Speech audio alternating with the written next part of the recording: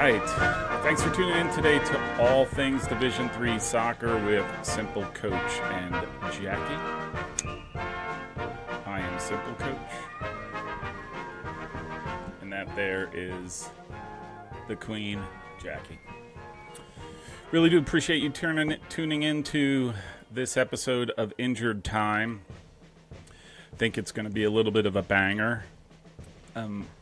Today, of all the topics I asked for feedback on which I should go, the vote was clear. And so today I'm going to cover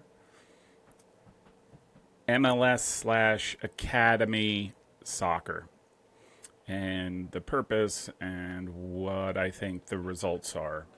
And I thought I'd be coming down harder than I did, but the reality is that I did not, and I'm kind of in a wishy-washy spot. So hopefully you'll find this at least somewhat entertaining and maybe informational.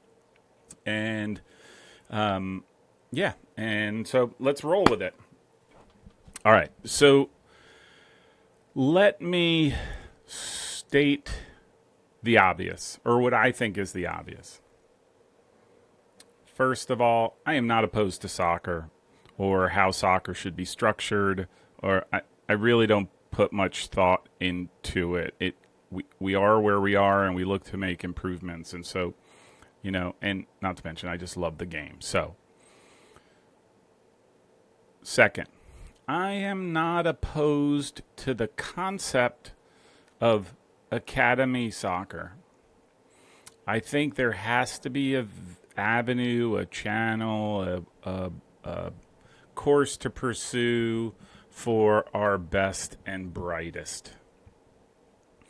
I also think that the moment we stop asking, is this the best way to get those best and brightest in positions that have a meaningful impact on our professional game and our national teams, the minute we stop doing that, the minute we're in trouble and we're falling behind. So I do think we have to always be asking, how do we develop better players? But, and this is where my big but comes in. That was kind of weird. If we're not looking with a critical eye at these things, I just think we stand little chance to improve, and that we're just going to sort of either be, standing still, or we're just not going to improve at a pace that I think we could conceivably do. So, all right, so to quote the great philosopher, and I think he was the Greek captain, number 10, Socrates. I was going to try to do this in Greek, but I can't read Greek. I just learned. The unexamined life is not worth living, and although soccer is meaningful and it's much more important than life and death, I don't necessarily think unexamining soccer is not worth living, but you get my point. But the question is, who said that? Was it Socrates, or was it that chain-smoking, outstanding number 8 Brazilian international and medical doctor who said that? I'm not quite sure. So, listen, I understand, first of all, that there's no panacea for anything. There's nothing that is perfect at any given moment, and like I said, I think we need to ask ourselves questions along the way. And just so you know, from my standpoint, I guess my bias is that I've been living soccer from the pre-development academy days to the development academy days to now MLSNext. I've watched from near, from far, from sometimes farther, from sometimes nearer away. So I sort of have that viewpoint. But I mean, the reality is that I totally accept that my observations may not apply across the vast landscape of youth soccer in the U.S., but I can only comment by applying the most serious of academic disciplines called the sociology of me. So what's my experience been like? So here we roll. All right, so if you remember my last episode of Injured Time, I took a look at soccer players playing high school soccer. And invariably, talking about high school soccer, one is caught having to go down the road of academy soccer because it was largely the academies. 2012, well, 2007 it was a wink wink nod nod, and in 2012 they became official where you could not compete in high school if you were going to play academy soccer. But academy soccer has had an impact across the landscape, right? The volume of players, of our best players, certainly has an impact on youth soccer, like I mentioned, high school soccer.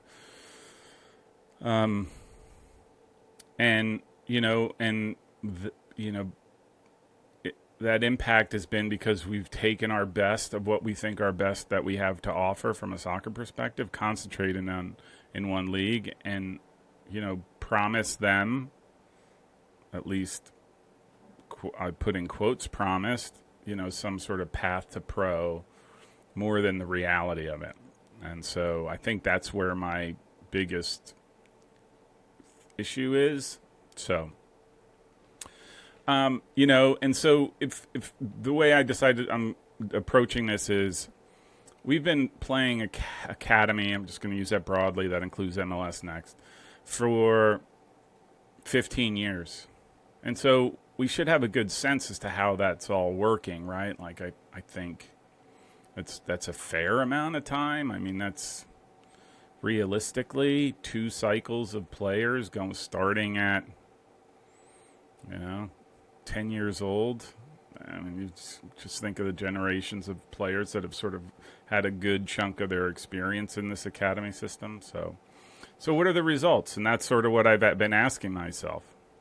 I think from the start, I think this is a perfect. The academy system in the United States is perfect if you're not a non-MLS club. Meaning, if you're an MLS club, this is just fantastic. For the non-MLS clubs, effectively the burden is on you. Payments are made to the league through different organizations. If you're familiar with MLS, and the revenues go to the LLC, losses are held at the club, but invariably, right, there's a revenue stream that's going to the league. 12,000 players, what are they paying? $50 per season, $600,000 a year. But probably more importantly is just the structure of it, right? Where MLS clubs now don't have to travel nearly as far for their regular weekly games, and they're guaranteed to be playing a certain, or the expectation is that they would be playing a certain caliber of team. So effectively, we've built this entire infrastructure not for 12,000 players, but for 30 MLS clubs, or whatever the number is now, 28, whatever it is. It's interesting, and I'm not saying this, right? I'm not just, as I'm doing this, a couple weeks ago, Jerry McEwen, the director of coaching at PDA, Player Development Academy, and I think the same title for the ID2 program that goes on through U.S. Club Soccer. He was making a comment about MLS clubs not having U19s, which is a big issue in the club world. And he kind of said it himself. I think it pretty much applies everywhere. Amateur clubs are holding up the league everywhere else, and yet MLS teams can pick and choose what age groups they want to participate in. And that's not me, that's Jerry McEwen. You can find that on, see if I can't post a link somewhere to the Soccer America article on that. All right, so next up, it's clear just from a soccer perspective, it has diminished high school soccer and, dare I say, ODP soccer. I think let me rephrase high school soccer. I'll say public school soccer, because there's obviously that there's that exception that you can take if you're a player and you're playing for, some private school. You can get exempted to play with the private school if there is some connection between you playing and your tuition. So whereas there is no such leniency for public schools, which is a whole other issue. Go watch my high school soccer issue. And the same, and I would argue that ODP programs have suffered because ODP used to be the pinnacle of the soccer world. If you were a player, that is no longer the case. And I know, again, a lot of academies, most if not all, I don't know, prohibit, which is ironic, prohibit outside play, outside of the academy play. So you're verboten from doing ODP or playing some guest as a tournament. You're just not allowed to do that. And like I said, you'll check out my video on the last episode of Injured Time on high school soccer. I think nobody really talks about it, but you can see it at these different tournaments. I think to a certain extent, it's made college recruiting easier for college coaches. All the best players concentrated in one place. They're easier to follow, watch. And I think to that extent, I think the college coaches have been co-opted by this structure to get their buy-in. Because, hey, they're handing them these players, or at least the ability to see them a little bit on a platter.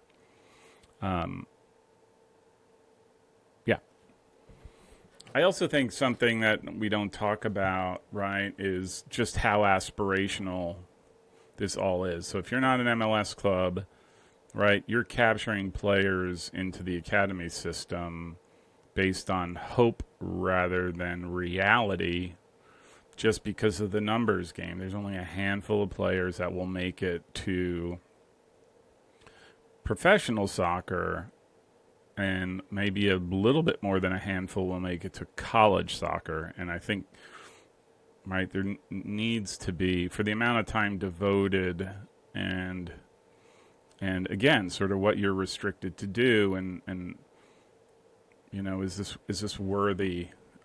Is this worthy of doing, right? And so, I think we just need to talk about that.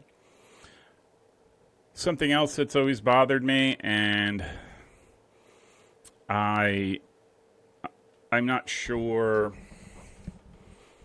This is just subjective, right? So I'm sure I'll get emails that say, "Hey, man, you don't know what you're talking about. Blah blah blah. You should watch this team. You should watch." I am sure I'm not seeing everyone. I cannot, nor do I wish, to be quite frank.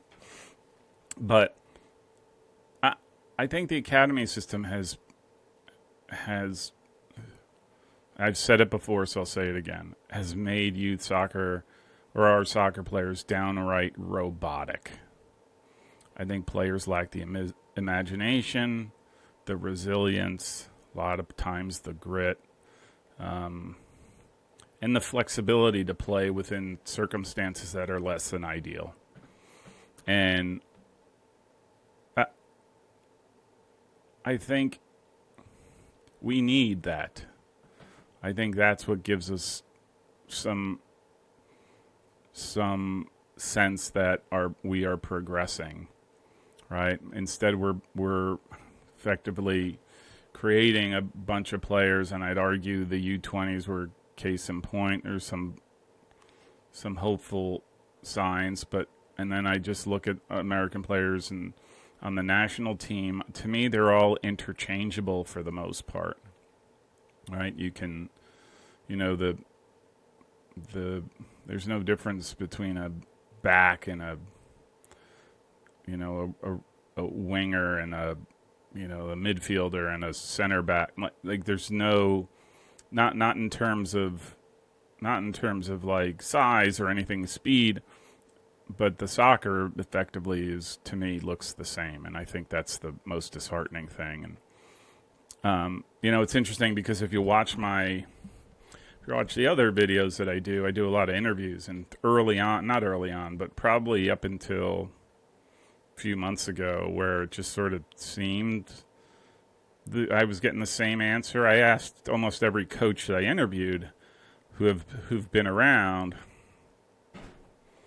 I asked, have players gotten better over the years? That was my question. And I did not comment. It's like, have players gotten better over the years?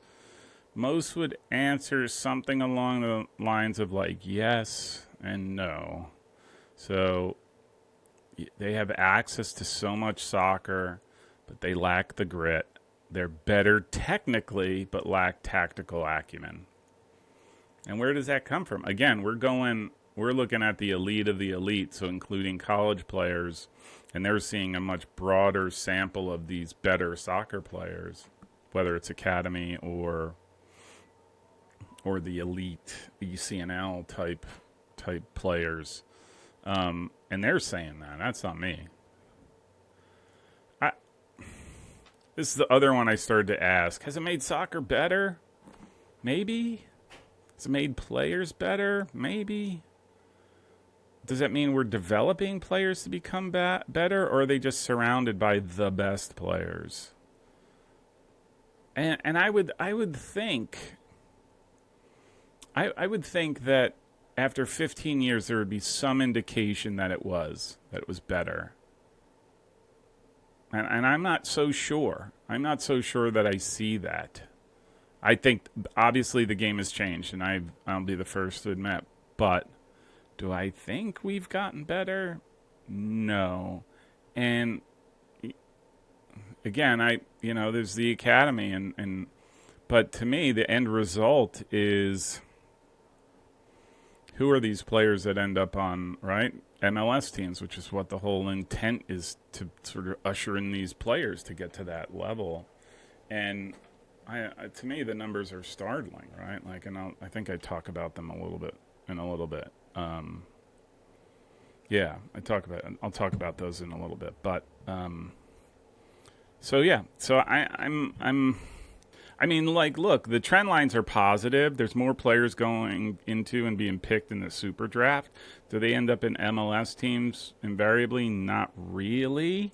Some do, but a lot are starting, because there's a little bit more of an infrastructure. They're getting loaned out to other clubs and that, USL clubs and whatnot. One area where I'm just going to give a real shout out is I definitely think it's improved the number of qualified coaches. I think the coaching has gotten infinitely better. Is it better because of the academy system? No. Is it better because we have guys who've grown up in a more sophisticated soccer experience and sort of taking that learning and going through? I would say that's probably more the case. Again, going back to that article that Jerry McEwen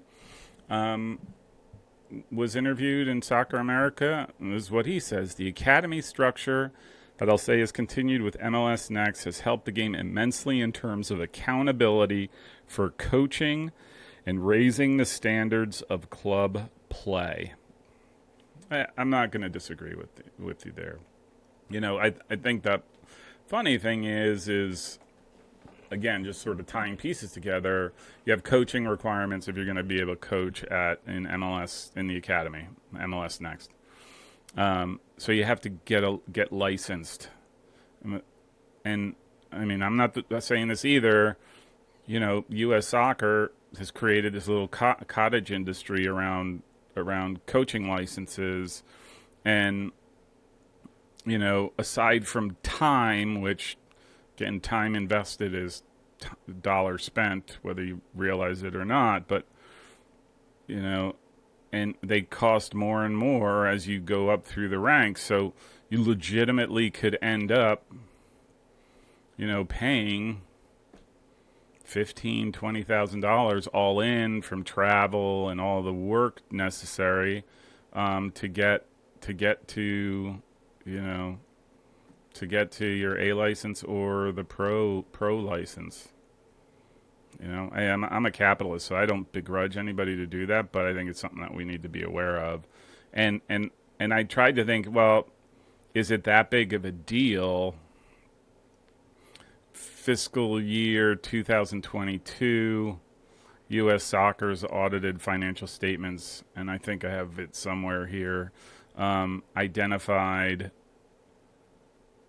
2.916 million in revenue generated from coaching education. So 2.9 million. So that to me, coaching education means all the courses. So that's pretty significant, right? So there's a lot of folks, there's a lot of interest in that.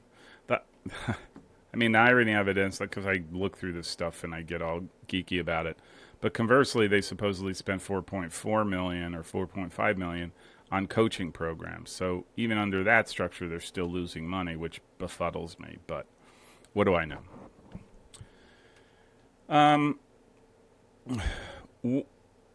One thing that I'm sort of iffy about is raising the standards of club play. The standards, maybe. Again, I think if you're going to be playing at a certain level, I'm sure that's the your standard goes up because you're, again, the club expectation, but also you're surrounded by all these players that are as good or better than you. And so, yeah. So I think it's more organized around the fact that we're culling out the best of these players, and not necessarily because these academies have done anything super better, different to do that. I just go back to the robotic statement, a little bit different. For me, I watch in a lot of cases. There's a stratus, there's a level, right? Like, so you can see best and whatnot. But, club soccer to me, I watch the videos and live games. In most cases, aside from robotic, it tastes like Violet Beauregard's chewing gum that she chewed for 3 months solid. A world record previously held by her best friend Cornelia Prince-Medal. I mean, okay. And then finally, the one where I'm like, okay, so let me just say I'm wrong. All this stuff that I just thought I'm wrong. And I almost did this as an afterthought. I'm like, I'm wrong, right? We have 12,000 players dedicated into the academy system. This is the finest of the finest, supposedly. Right? In 15 years, has it done what it is intended to do, which is to provide a path for players to go into the professional ranks? So I'm like, is what we're saying versus what the reality is, are they the same? Are we in tune? Whatever. So, again, I just go back to two things if you're going to take anything away from this. Truth of the matter is MLS Next is not about the professional game. It's not at all. It's really about the college game, I think.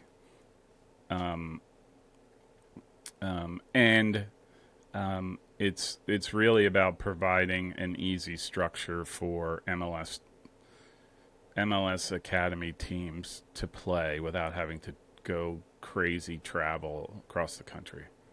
I think those are the two real beneficiaries of this structure. It ends up being those guys, because truth of the matter, if you look historically, if you look at the super draft or whatever we've called it over the years, and it looks pretty positive.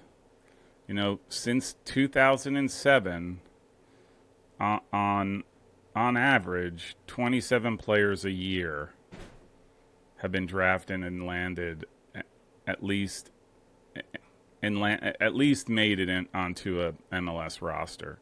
Whether they've stayed there or not, I don't know. I know a bunch of those tend to get loaned out somewhere or play for, right? They don't necessarily play on the team, especially now that MLS is sort of created so many rules around allowing foreign players, where you could have starting 11 with no U.S. based players. That makes it even more difficult. So that ends up being the net result of 12,000 players a year. We end up with 27 players that get drafted. And are they straight from academy? Not necessarily. They're coming out of a lot of the college ranks. Some do come from other clubs, but there's nothing is being thrown. There's no channel to these MLS clubs, whether it's the second teams or the first teams that we're solving for. It's just not there that I can tell. There's homegrown players, don't get me wrong, and I think that's the idea, but I believe those MLS teams, those MLS academies, I exclude them from this. Like, to me, they're not part of the rest of the clubs, right? Like, this whole thing has been structured for them, and they're able to pluck the best players, and sort of their whole intent is, I'm going to take a kid, and ideally we're going to make him go through get him through the ranks. He's going to develop, and out of 20 players on a squad, maybe we'll get one that could be a first teamer.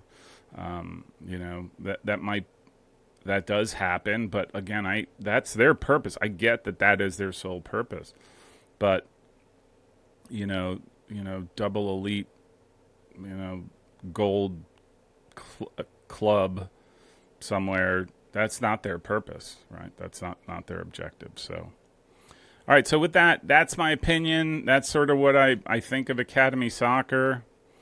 Like I said, just to go back, it's not that I hate the idea of some sort of triple elite super titanium academy or league for our best players. I get it.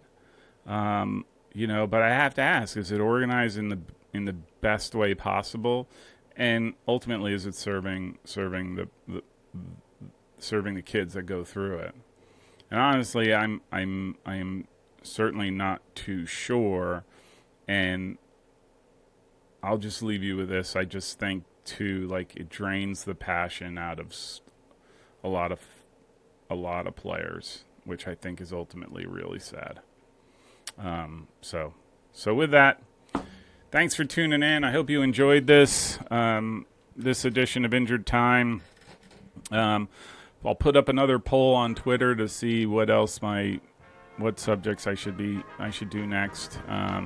If you have any comments, by all means, down below, or if you'd like, feel free to shoot me an email, and I may try to make it a point to respond when I can. So, all right, have a great one.